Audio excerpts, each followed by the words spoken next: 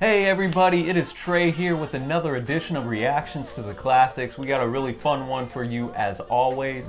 Today we are looking at Boston's self-titled debut album. And to be honest, I had never really heard Boston before. I've heard a couple of the big tracks. You hear it on the radio all the time. But I'm joined today by Ben, longtime friend and fan of the band. And Ben, what got you into Boston? So my dad, he big classic rock guy. And so, you know, growing up, they'd always play. Him and my mom would always play in the car, and out of all the bands, I really liked Boston. I don't know if it was just the tandem electric with acoustic guitars, and just like the solos that they do, but and Brad Delp's voice, I just really enjoyed Boston, and definitely one of my favorite bands, and this is one of my favorite albums of all time. Well, awesome. Well, we're glad to have Ben on today, and as always, we're going to jump into some quick facts before we go into a track-by-track review. And so, as I was digging into this album, I was surprised to know that this, at the time, was the best-selling debut album of all time. It has since only been surpassed by Guns N' Roses' Appetite for Destruction. To date, it has sold over 25 million copies worldwide, which is just unbelievable.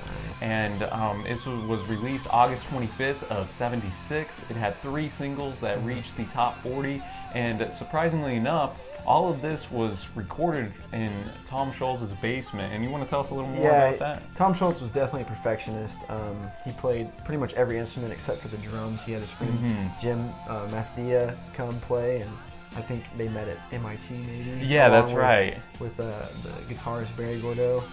But yeah, he pretty much recorded the whole thing himself, and for whatever reason, like as well as this album did, it took so long for them to get a record label. They sent out so many demos. Yeah, finally got signed in what, '75? Yeah, I believe so. Yeah. So after all that rejection, and yeah, I would have got down a little bit, but after years, they finally got their big break, which is pretty cool. And what's crazy is like this album, like well, most albums cost $100,000 to record. This was maybe a few grand just because so much was already done in his basement. Yeah, no, he's just like working at Polaroid by day, which I found funny, and then he's going in engineering what was going to be one of the best-selling albums of all time at night just in his basement. So I found that pretty cool. But I guess we'll get started in the track-by-track review. Ben, you want to talk about More Than a Feeling, probably their most famous song? So More Than a Feeling is my favorite song on the album. This is one of my favorite songs of all time as well. It's about a song that inspired Tom Scholz called Walk Away Renee by the First Bank. Okay. And I actually listened to the song. It's kind of similar in a way. Like there's a couple of similar chord progressions, but he really beefs it up with the electric guitar and the solos. Gives that classic rock feel pumping in it. It's a great song. What's really surprising to me is that this was recorded in his basement with a $100 Yamaha acoustic guitar. I read like the Epic Records, they wanted to give, I think it was Brad Delp, they wanted to give him like a couple $1,000 guitar, but Tom Scholz was like, nah. He's like, I'll just stick with what I know, just stick with the basics, and that's kind of crazy because this is one of the biggest classic rock hits of all time. Right. Rolling Stone put it number 500 on the 500 greatest songs of all time, and Scholz is just out here on the $100 Yamaha. So I really dug this one too, Ben. This is one of my favorite tracks, and I think the story was kind of cool because it's the main character is listening to a song and it takes him back to his love interest of Mary Ann, and that's what music does. Like I'll hear a song from back when I was a kid or something, and it just kind of takes you right back to that moment. Absolutely. And it's kind of cool how music can do that. The backing vocal, more than a feeling, and that was cool. And that leads us right into Peace of Mind, another great track. And Ben, this A-side was just phenomenal. I agree. And from these first 3 tracks were just fire. And Peace of Mind, well, I really like the concept of it too, because Scholz is talking about how he's working at Polaroid at the time, and all these people, and you see this today too, wanting to go up the corporate ladder. He's just trying to have peace of mind, just relax, and I thought the instrumentation and the solos here were excellent. What were your thoughts? Oh, I agree. This is one of my favorite songs of the album too. It's super catchy. I love the acoustic guitar riff they have going on here.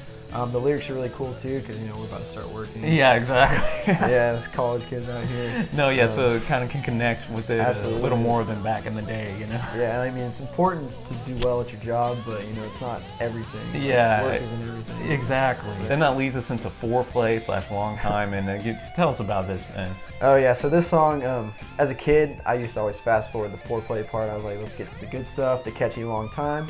But as I've gotten older and really listened to it, I really appreciate what Tom Scholz did in his basement. Yeah, you got what, like a 2-minute organ solo just rocking. I'm like, and to me when I was listening to this, I was like, oh man, something's about to happen, you know? So I think the way he built that up was great. Absolutely, yeah. I mean, it's hard to beat on Guitar Hero as well. Yeah, exactly. No, I remember that back in the day. I'm with you here, Ben. This was another one of my favorite tracks. Just complemented the A side really well. Like these first 3 tracks are really, really great, and something that I'll keep coming back into over time. The tempo shifts in here kind of kept you on the edge of your seat and ready to rock. So I thought this thing was great, and that leads us into Rock and Roll Band, which this story was interesting because on the surface, Ben, you hear these lyrics. I thought this was about Boston the first time I heard it. Absolutely, same. Yeah, as a kid, I was like, oh, this is their story. This is how they came to be, but not at all. Yeah, it's kind of funny because the lyrics are describing this band kind of, underground, going into all these clubs, just trying to take all these gigs. When in reality, like Boston had never recorded or done a live show until they were signed to a deal. Like that's just unbelievable, and it's kind of humorous in there. But I thought this was another great track, and instrumentally, again, very tight, very on point. The lyrics were really about their drummer, Jim Mastia. It's kind of his fantasy, and like he'd be playing in bars and clubs, and he was like, it'd be so cool if a big record company would come in and see us. Someone in the audience, like, man, we want that band. I mean, as a kid, this was my favorite song. I mean, now I've kind of shifted more than the feeling. But as a kid, I just really thought this was energetic. I love the guitar riffs, everything about it, the lyrics. Just kind of the vocals. It's like 3 minutes too, so it's nice, it's compact, real short, and it's an easy listen. We move on to the B side with "SMOKIN." This is probably my least favorite track on the record. I would agree with that. I thought, just to get this out of the way, I thought the later half of the album was definitely a step or 2 down from this first half. Doesn't mean I thought it was bad. I just thought at some points we started to get repetitive here, and this was an instance of that. "SMOKIN," we're talking about just smoking weed, having a good time, essentially. And it wasn't bad per se. It just it was forgettable, especially compared to those first tracks. Yeah, I mean, so this was the first song not written entirely by Tom Scholz. Brad Delp had some help with this one. It was a really cool song. As far as the entire album, I think it's not my favorite, but I enjoy the song. It's got a different vibe to it. That's true, yeah. It's still really catchy and still has really good guitar. It's a little different for what the first 3 and 4 songs that Boston gave us, but I like the song, but it's still my least favorite on this great album. Yeah. And then that moves us right into "Hitch a Ride." This was also a little slower paced. Delp's vocals, I noticed, were kind of more, at the center as opposed to some of the guitars and stuff, but you still had your solos here. I just thought this was a solid song. I don't got too much to say. Yeah, I mean, "Hitching a Ride," I didn't really like it as a kid. It was kind of slow, but, as I grew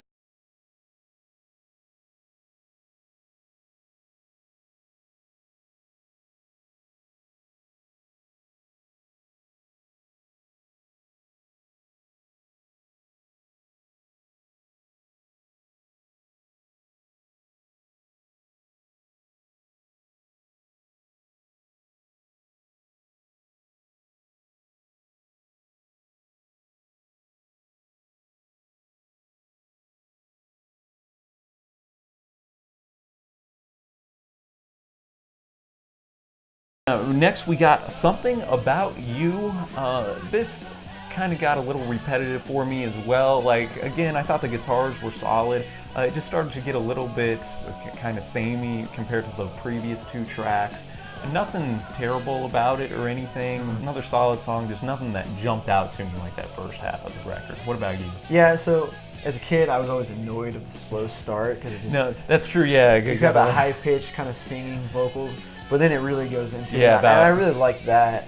I still enjoy it. I mean, the song is very relatable. It's it's about a girl that he really wants to have. He'd do anything for her. So I thought that. Yeah, it kind of opens up a little bit, even though he thought he never would. So that's true. I did like the lyrics to this and the story being told. And even like even though the B side we'd say isn't as great, still I love the solos in each of the songs. Yeah, still a solid song. Yeah, one of the better ones, like they opened up, but still overall. But still good, yeah. And then that brings us to the album's closer, Let Me Take You Home Tonight. Yeah. And this, along with Smokin', would be my two least favorite, just because the lyrics weren't as dense, maybe as something like Something About You, and we just kind of repeated. They'll just kept repeating, you know, let me take you home tonight, for like 5 times. Though, as I've said, the guitars were solid. They kind of, it wasn't really differentiated a bunch on the B-side, so that was my qualm with that. You know, not a bad song by any means, but that was just my thoughts. What about you? How'd you like? I mean, so I was a little different take. I really like this song. Dude, yeah. It's really catchy. I love, like, even though it repeats, he kind of changes the tone. Like at the end, it's kind of cool. It kind of sounds like a choir's going along. Yeah. I can see it. It was really, it's unique for Boston, but I really dug it. I liked it a lot. Yeah. We're going to move on to our favorite tracks. For me, as we've already said, I'm going to go with More Than a Feeling, Peace of Mind, and Foreplay / Long Time. I would say that, you know, it's kind of tough. I don't know, you could ask me on a different day which one was my favorite. Either of those three are just right up there for me. I really dug them. More Than a Feeling is just a bona fide classic, so I might lean towards that. And my least favorite, as I said, was Smokin' and Let Me Take You Home Tonight. What about you, Ben? I agree with that. My favorite on a given day could be More Than a Feeling, Foreplay, Long Time, Peace of Mind, Let Me Take You Home Tonight. I don't know, I really like this album. Even though I would say my least favorite is Smokin', it's still a great still dig song. it. I really like that song. If I heard it on the radio, I'd jam out to it. Yeah, exactly. You know? We're to our segment, overrated, underrated, properly rated. I think this thing's properly rated. This thing gets a lot of airplay, which I think might, you know, skew some people in their mind because maybe they are tired of hearing it on the classic rock station all the time. But if you look at it as an album from start to finish, I think it's properly rated and gets its due. What about you? I agree it's properly rated. I do disagree with you because I listen to 92.5 from Star. And I'm telling you, they need to play more Boston. More Boston. Yeah. Okay. You know, they're really big. I love the Eagles and love AC/DC, but I'm telling you, they don't play this enough. They don't play Boston enough. Absolutely. All right. Yeah. I like it. Hot takes from Ben served daily. All right. And now our overall score. I'm going to be a little lower than you are, Ben, but I don't have that emotional connection that you have, and I recognize that. And I listened to this album a handful of times, and as I listen to it more, it'll probably grow on me. I'm going to 6.75. That's a very solid album on my rating scale, and one that I'm happy that I listened to, and those first 4 songs are something that I'm putting on the Spotify playlist. So what about you? So I gave this an 8 out of 10. One of my favorite albums of all time. I really liked it. I think it does kind of differ from start to finish. I think that might have been a little bit, they could have done a little bit better job on it, but overall, really solid album. Yeah, but especially for being recorded in in just a basement, absolutely. Yeah. I just want to thank Ben for joining the show. We'll have some more of him sometime in the future, and I appreciate you guys watching. Let us know your favorite track and your thoughts on Boston down in the comment section below. Be sure to give us that big thumbs up and subscribe for more videos. We upload twice a week, variety of genres. There will be something for everybody, I'm sure of it.